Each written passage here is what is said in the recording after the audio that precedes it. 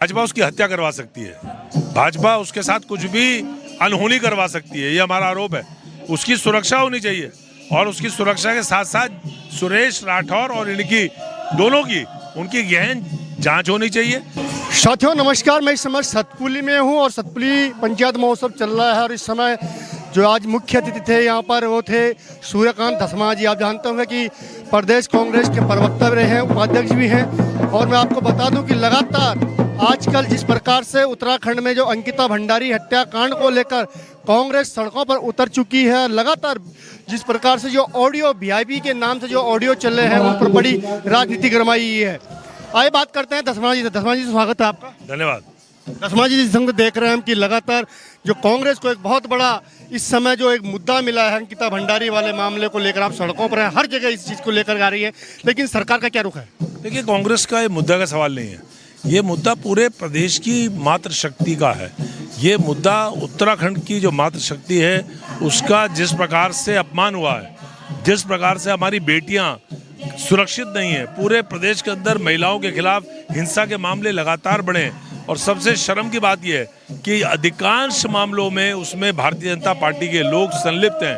अंकिता भंडारी के मामले में विनोद आर्य, पुलकित आर्य, सारा परिवार और जो वीवीआईपी है जो उसके बारे में अभी खुलासा हुआ है, वो एक ऐसा मुद्दा है जिस मुद्दे पर हम ये कहना चाहते हैं कि सुरेश राठौर जो बीजेपी के ही नेता हैं, बीजेपी के नेता की धर्मपत्नी ने एक खुलासा किया है और उस खुलासे में हमारी सीधी सीधी मांग है कि वीवीआईपी के बारे में अपनी चैट में अंकिता भंडारी ने स्वयं जिक्र किया था, उसके ऊपर जांच ही नहीं हुई।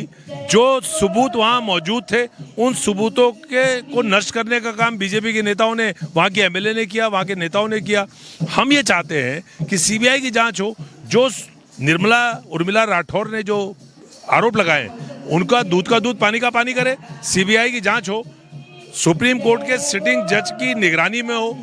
अगर जांच हो जाए, वो जिनका नाम उन्होंने लिया है, बीजेपी के इतने बड़े नेता हैं, इसीलिए पूरी सरकार अब उनके सुरक्षा में खड़ी हो गई, डिफेंस में खड़ी हो गई। और सरकार के साथ साथ पूरी भारतीय जनता पार्टी पहले दिन से, जिस दिन से ये प्रकरण हुआ तब से लेके आज की तारीख तक भाजपा की सरकार भी और भाजपा पार्टी भी वो अपराधियों को बचाने में लगी हुई है। अंकिता भंडारी का मामला समाप्त नहीं होने वाला, पूरे राज्य का ये विषय हो गया है। और अभी आपने देखा रिस्पांस सतपुली के इस महोत्सव में, यहाँ पर जहाँ पर लोग महोत्सव मना रहे हैं वहाँ भी अंकिता का जैसे ही नाम लिया, मैं मंच पर गया, मंच पर जाने से पहले मुझसे लोगों ने कहा कि आप अंकिता भंडारी के बारे में जरूर बोलें। और जब मैंने बोला तो तमाम महिलाओं के अंदर जो प्रतिक्रिया है उसको आपने देखा। ये पूरे राज्य की महिलाओं के अस्मिता का सवाल हो गया है। कांग्रेस पार्टी छोड़ने वाली नहीं है।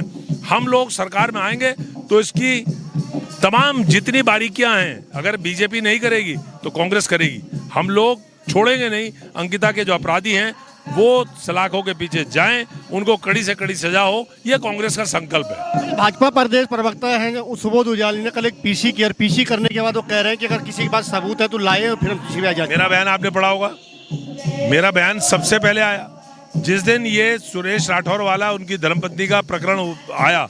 उस समय भी सबसे पहले मैं ही बोला और मैंने उस दिन भी बोला था और कल जैसे ही सुबोध उनियाल जी ने बोला, सबसे पहली प्रतिक्रिया मेरी ही थी। आज समाचार पत्रों में सब में छपी है। मैंने कहा कि ये सरकार बचाने में लगी है। क्यों सुबोध उनियाल बोल रहे हैं? अरे भाई सुबोध उनियाल जी, आप बीजेपी सरकार के प्रवक्ता हैं तो आप ये कहिए कि भाई दूध का दूध पानी का पानी होगा, सीबीआई की जांच होगी। जांच से क्यों भाग रहे हैं और कह रहे हैं कि साहब जांच पूरी हो गई? कौन सी जांच पूरी हो गई? आपने सबूतों को नष्ट करने वाला जो मामला है उस पर आपने जांच नहीं करी।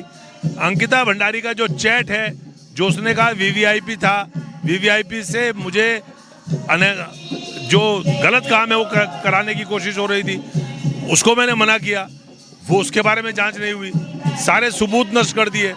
तो वीवीआईपी के बारे में जब जांच हुई नहीं और सबूत आपने नष्ट कर दिए, आप कह रहे जांच पूरी हो गई। हमारी नजर अभी जिस महिला ने जो ऑडियो जारी किए हैं और उसमें प्रदेश के जो प्रभारी रहे हैं उनका नाम लेकर कई लोगों के नाम लिए हैं उसने, लेकिन वो महिला एक गायब हो गई है। अरे भाजपा उसकी हत्या करवा सकती है, भाजपा उसके साथ कुछ भी अनहोनी करवा सकती है, ये हमारा आरोप है।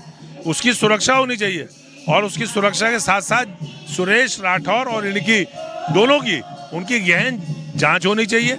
ऑडियो का जो सच्चाई है वो भी पता होनी चाहिए, लेकिन सीबीआई ही करेगी। ये उत्तराखंड की पुलिस नहीं कर सकती। उत्तराखंड की पुलिस के अंदर इतनी हिम्मत नहीं है कि वो अपनी सरकार के खिलाफ जो आरोप हैं उन आरोपों पर कोई कार्रवाई कर पाए, इसलिए सीबीआई ही एक तरीका है।